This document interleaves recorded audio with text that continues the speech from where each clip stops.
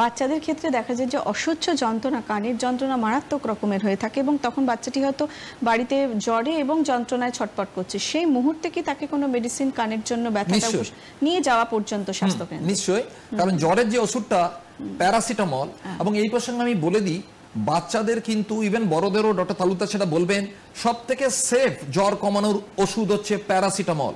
আমরা ইদানিং দেখছি অনেক ডাক্তারবাবুরা দিচ্ছেন, অনেকে ওষুধের দোকান থেকে কিনে খাচ্ছে কোনো স্ট্রং অ্যান্টিপাইরেটিক মানে জ্বর কমানো ওষুধ, সেগুলো কিন্তু হিতে বিপরীত হচ্ছে।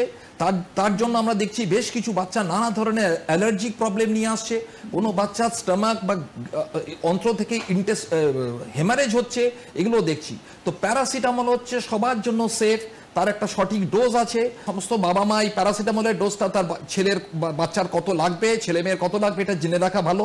যখন জ্বর আসছে তখন স্পঞ্জিংয়ের সঙ্গে সঙ্গে প্যারাসিটামল ডোজের অনেকগুলো জ্বর কমানো ছাড়াও অনেক দরকারি জিনিস আছে, সেটা হচ্ছে ব্যথা কমায়।